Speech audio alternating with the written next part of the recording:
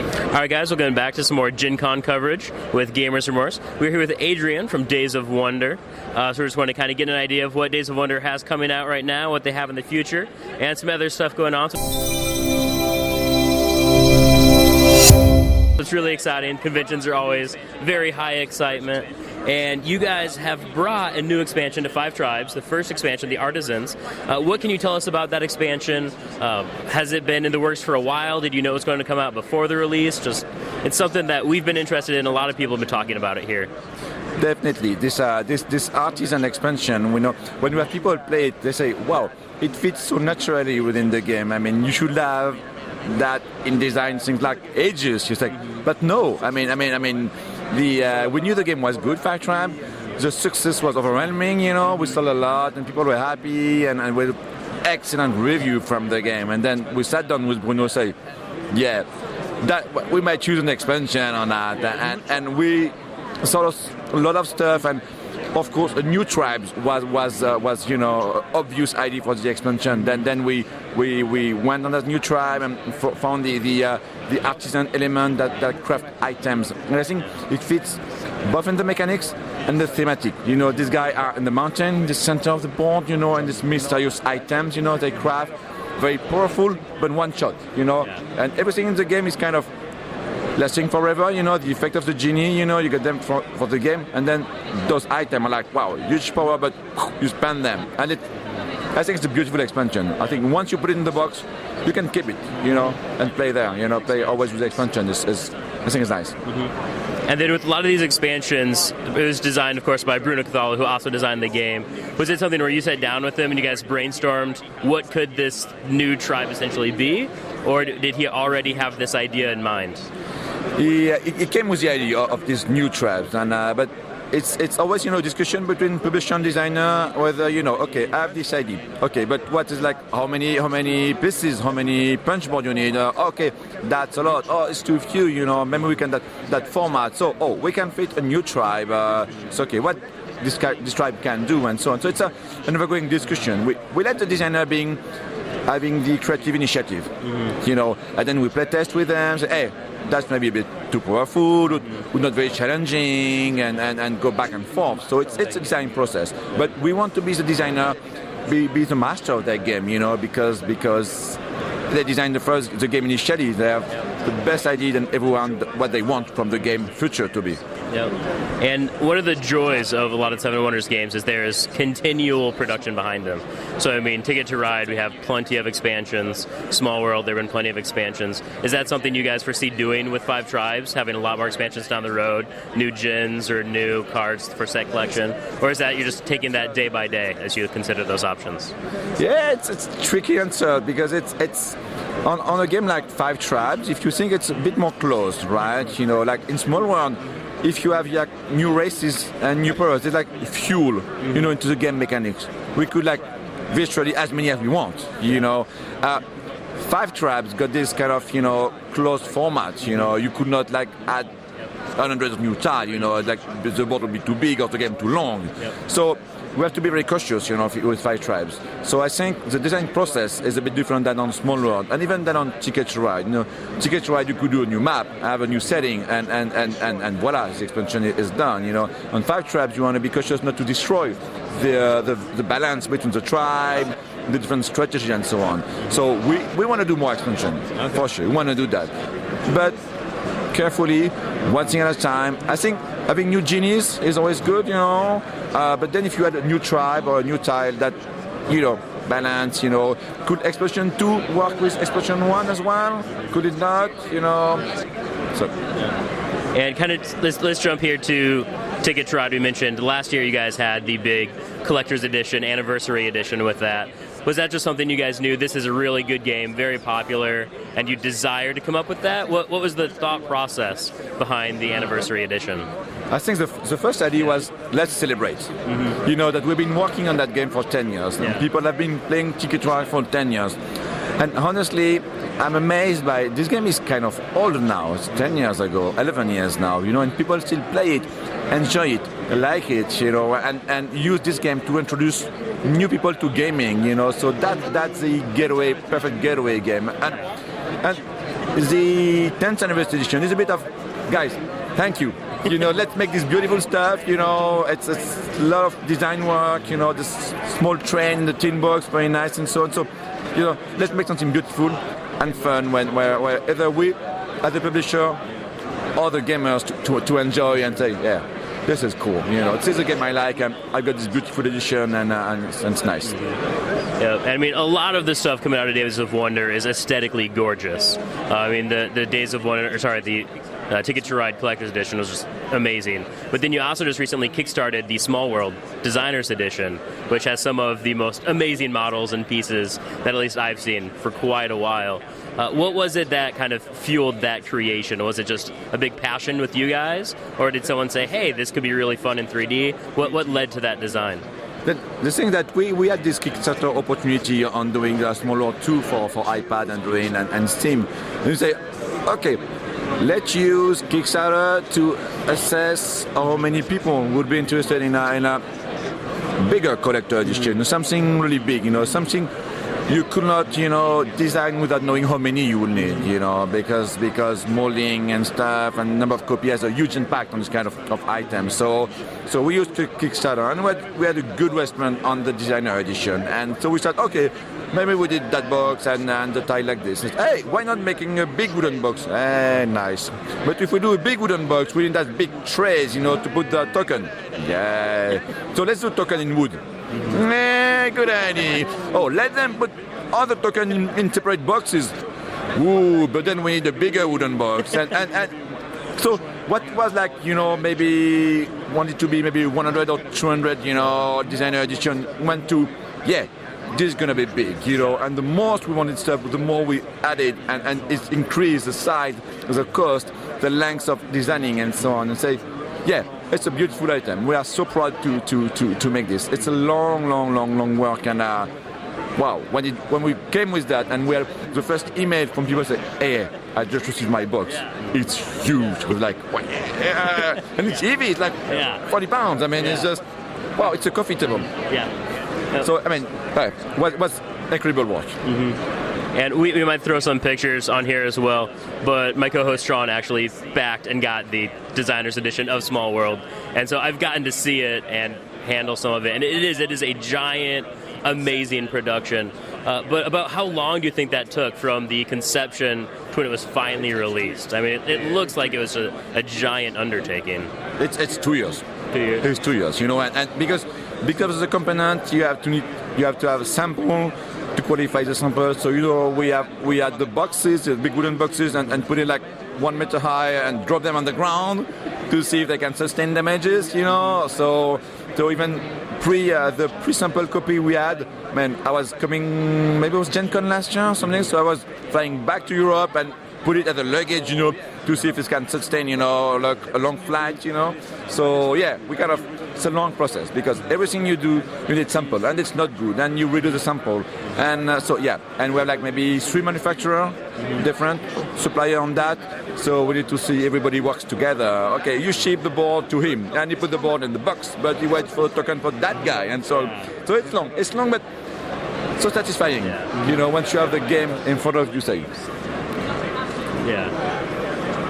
And with games such as the Designer's Edition, with the Ticket to Ride Collector's Edition, is that something you guys foresee doing frequently with some of your more big product games? Is that something maybe in 10 years we could expect a Five Tribes 10-year anniversary? Or do you think it's kind of a one and done? What are your guys' thoughts on that in the future? Definitely. I think that if you look at both this collector edition, Ticket to Ride being affordable, you can have it in the store, it's $100, it's nice, family can buy it. Mm-hmm. Small World edition, Disney is like the ultimate geek fan of the game. So between those two models, we have room, for having this kind of stuff. And I think if you look at other publishers doing the same, I think it's interesting because when you do like a game and maybe you have like 300 games at home, and then there's like 5 games that you like more than the other one, that you play with your friend, your family, and so on. That game, if you're able to have like one special edition on it, that you will even define it more and say, hey, Ticket Ride is my favorite game, so and now I've got this edition, and you should try, and I think, ask me, I've got like top 5 of game, and for this top 5, I could buy a 200 or 300 collector edition for sure. Like to be in collector edition on a DVD, And I think too, with the hobby of gamers, a lot of us, we don't just buy games to play them, but we view them as a collection. We always say, hey, check out my game collection. So these collectibles fit in perfectly with this target market. But when you mentioned when you were doing that Kickstarter, you had Small World 2. That was for the digital, Steam, iPad, Android, and all those. You guys have had a big push on these digital gameplays, which I know a lot of us have really enjoyed, because sometimes we're commuting to work or in an airplane and we can't set up Small World on the tray table in the airplane, but I can take out an iPad. Do you have any other games that you really want to get digital that aren't quite there yet? Or what's in the works for those right now? The thing, so we did Ticket to Ride, Small World, which are our two best-selling items. We came up with Splendor, now that we joined the Asmodee group, and I think that being inside Asmodee gives to the team a lot of opportunities. There's nothing fixed yet, but it's true that the range of possibility is now way wider than it was with only Days of Wonder items, products. So you'll see new stuff coming, and then we need to. Which one makes sense? If the game has sold enough copy physically, is it easy to do the adaptation?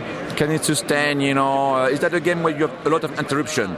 So it's hard, for a multiplayer game. That okay, this is my turn. You need to do something in my turn, so I need to stop playing and so on.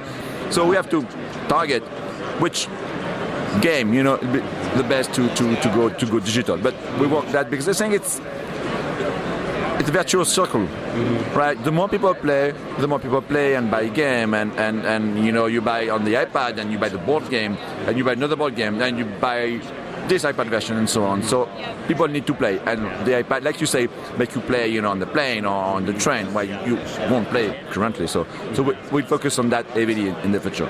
Yep. And I know a lot of people have asked us, and I know I personally am really hoping to someday see 5 Tribes on a digital platform. Is that something you guys have in the works, or are there any discussions that you're allowed to reveal to us right now regarding 5 Tribes digital? It's not in the works. I mean, it's definitely not in the works. It's one of the possibilities we know that could exist at some point if the games continue to be successful. So please keep buying 5 Tribes. So one of the other games that you guys are coming out with is City Mania. What can you tell us about this game? So we usually don't talk much about new release, that are a work in progress. But we have this game called City Mania that we've been playing a lot in convention and so on. And I want to talk about that because I think it's a very unique game, in the sense that we love city building game. I mean, I've been an avid fan of SimCity and so on. And then I think building your own city, speak to everyone. Yeah. Do I want to have a park there, or do I have a factory in this area? So I think it's something that is easy to understand. And last year we have an important design contest in France, in Boulogne-Billancourt exactly, where they receive hundreds of prototypes and then select a few and then have a jury and award 3 or 4 prizes. And this game, City Mania, was awarded the big prize of the contest, and we look at it and fell in love immediately.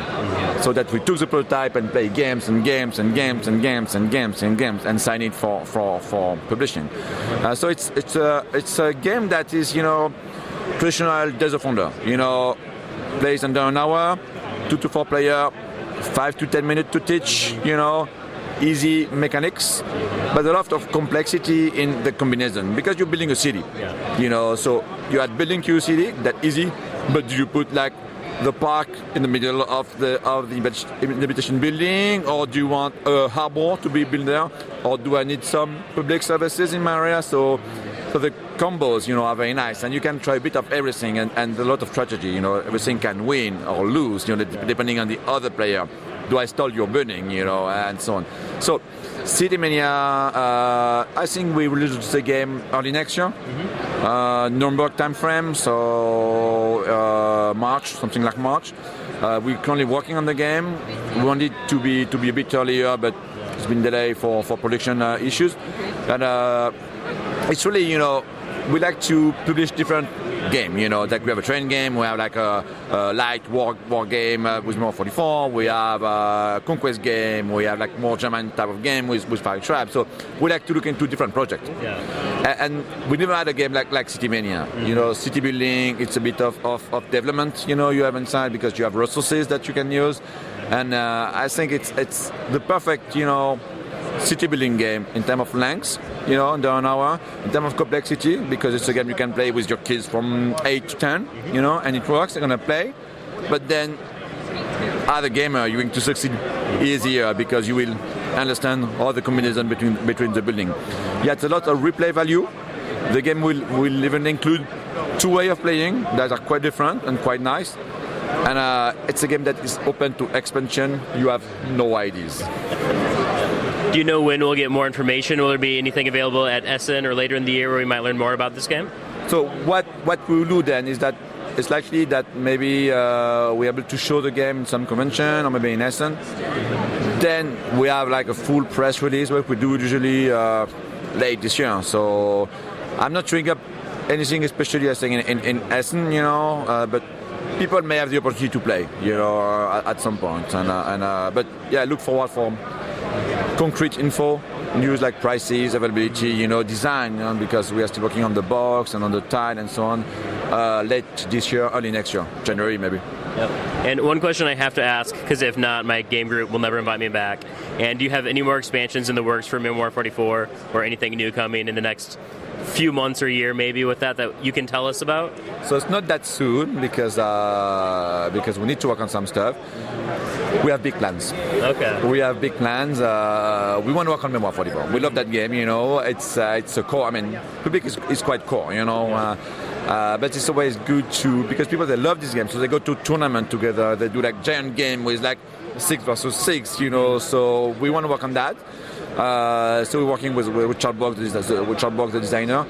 We have big plans and things that will be coming likely next year. Yeah. But you mentioned with the merger with Asmodee, you guys have had a lot more freedoms. A lot of people, that was a big announcement last year, and a lot of people are wondering, how did that come about? Did you guys approach Asmodee? Did they approach you guys? Just how did you guys come to this partnership? Well, it's long discussion between CEOs and CFOs and stuff like this, and I think it was also the opportunity for Eric and Mark that were the Days of Wonder founders, that at some point, wanted to do something else and been successful on Ticket to Ride, and I think that Asmodee as a big group, having a lot of companies in Europe, US for distribution, come with the right model, for us. It's ideal partner because they have to be the number 1 distribution company in the world, in terms of number of placement and so on. And for us, having the full support of them as a distribution company for our game, it's just top notch. It's perfect. Yeah. And I know when it was announced, my friends thought it was one of those fantastic mergers, because it's very common for us to sit down, play some Ticket to Ride, and then play some like 7 Wonders, and then Cash and Guns. And it's like Asmodee and Days of Wonder tended to be next to each other on our shelf. So we thought that was a great combination for you guys. Yeah, and I mean, we've been knowing them for a long time. I've been working with them in Europe a lot, in France, Germany, UK. So I mean, we're almost like friends and cousins, No, we're just brothers. But it's people we know from the past very well. So. And do you guys do much, maybe like cross-design work? Do you ever sit down with Asmodee, say, hey, we're working on this game. Do you know any designers or illustrators that we could like share some of those resources? Or is it kind of you're in your separate offices working? How does that relationship work? We have separate offices. We want to keep the brand strong, but we talk and say, oh, I saw this design. Oh, do you think, you like it? Oh yeah, it's nice. Oh, I need to speak to this guy in the Space Cowboys, and maybe they like it better than us, and maybe it fits their ranch better than ours. So it's different companies, different studios, that all get strong image. You never. I mean, there's no sense having a FFG logo on a Days of Wonder game, or vice versa, or Space Cowboys stuff. But we work together because we want the company as a group to succeed together. Right, so if everything I can do to help somebody in Asmodee to do something, on a new game, I'll do it, and vice versa. So it's nice to have Asmodee is a company of a lot of talents, a lot of talented people everywhere that are working together. And sometimes, I know the talent is better in this group or in this company that as this guy, and it works like a charm. And I know one of the things that we have observed since we've been here is there's always massive lines for the play area. So if you want to play a game, you have to wait a while, which I'm guessing is very encouraging for you guys. It shows that people really like your games. But do you think there's a game that you've noticed has been a takeaway hit of the con for you guys? Or is there anything that people just keep coming and saying, when can we play this? When can we see more of this game? What's a big standout for you guys this year? The play area. From our game, you mean? Or? From Days of Wonder, what stands out from the play area? What do people want to see? Five Tribes. Five Tribes? I mean, Five Tribes is still very popular, and we had the expansion there, and I think the first hundreds of copies have been sold out first day, and so on, and yeah, people want to see more. It was always a good hit last year. We had only a few copies from pre-production GenCon last year, and people are still into Five Tribes. I mean, and that's as a company that we try to do. We have one game a year, one release. Because I want people to stay on the game, I don't want to, okay, you publish a game, then 3 months after, it's another game coming out from you, so I switch my mindset to something else, it's want to continue push the game we do and stuff like this, so, yeah, Five Tribes, and I bet next year, people will ask for more Five Tribes as well. And then one of the games that we talked about beforehand, about over 10 years ago, you guys had released a game, Queen's Necklace, which is one of my co-hosts' favorite games of all time. And we were going to come and kind of be like, is there anything we can see coming up? And we noticed that Cool Mini had a version of that. Is that a partnership that the two of you did together, or did you sell the IP to Cool Mini? How did they come up with Queen's Necklace? It's not partnership, but Queen Necklace, I think we stopped selling it maybe 6 or 7 years ago already, and then it's natural for the designer to say, okay, you're not selling my design anymore, could I show my design to someone else? Say, yeah, sure, go ahead. I mean, I'm not selling your game, not producing your game, because my expectation, the sale did not meet my expectation, so feel free. I want all to the right, and I want you to be happy as designer, so yeah. So it's no partnership, just designer saying, hey, maybe I got a new opportunity for that game. Can I do it? Yeah, sure, it's your game. Okay. So I know that's one of we'd hoping for a reprint, and then all of a sudden someone else had it, and we're like, what's going on? But one of the questions we have, a lot of our viewers, we get a lot of people who, of course, most people who play games want to design games. It's common overlap. And they ask, how can we get a designer or a publisher like Days of Wonder to look at our game? Do you guys have a submission process, or how can designers get their games in front of your eyes? So we have, if you go on our webpage, they're like a big announcement say, don't send us any prototype, But yeah, people send us email, you have like contact page on our website, and we look at everything as we can. It's mostly a time issue. Okay. We get so many solicitations, like on shows, like emails, people that know people that did something, so we can't look at that many things, So if the name of the prototype, if the base concept, if the approach, seduces, then we're going to look deeper, So we got a lot of stuff. But since we do release only a few games, like one game per year, there's no use to look at like 1,000 game a week, So yeah, it's easy to get in touch with us. Come on the show, talk to me, and or send us an email via the website, and we look at everything. But the thing I want to say is important. Just if you want to be a designer, just take a quick look to what game we produce. What format, what is the public we aim. Just it's no use to come with us with like 3 hours, 2-player games about to do. Because it's not our target. Don't come to us with a small party game that plays in 2 minutes with 2 cards. Because we like big box and stuff like this. So it's important for designer to say, okay, I want to pitch a game to a publisher.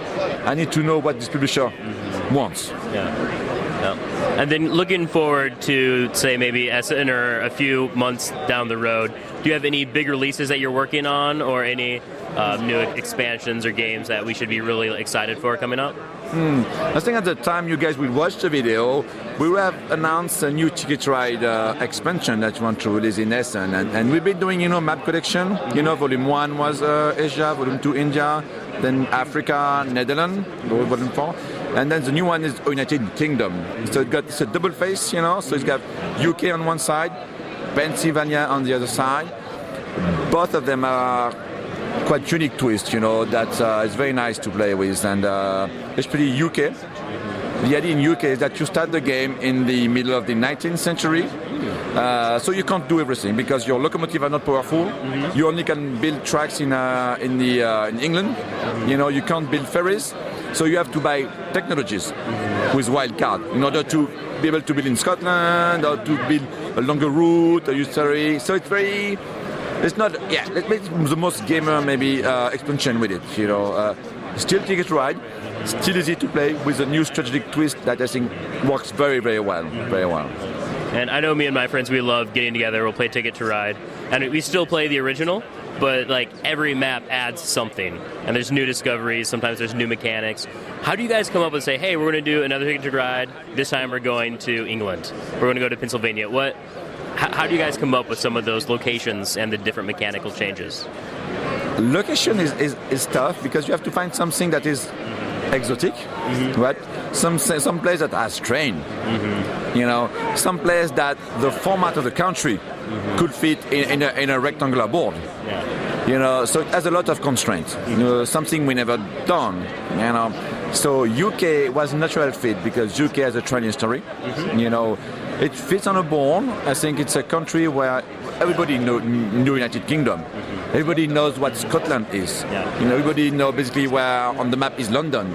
So it's something So I think it's a very nice map, And on the other side we have Pennsylvania. So it's a square. It's a rectangle, So it's fit on the map. Perfect.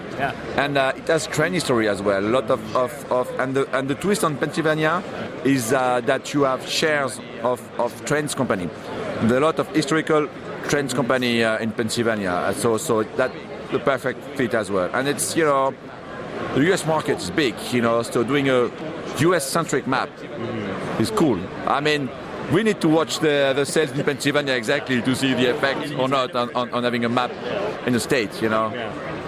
And it's kind of a return to form because, at least for the American market, the first Ticket to Ride was the American map.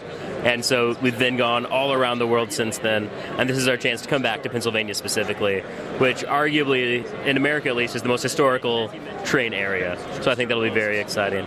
So as he mentioned, there's just released probably a few days ago as of when this went up. We'll add a link to where you can go read more about that. This has been Brian and Adrien talking about Days of Wonder. Thanks so much, guys.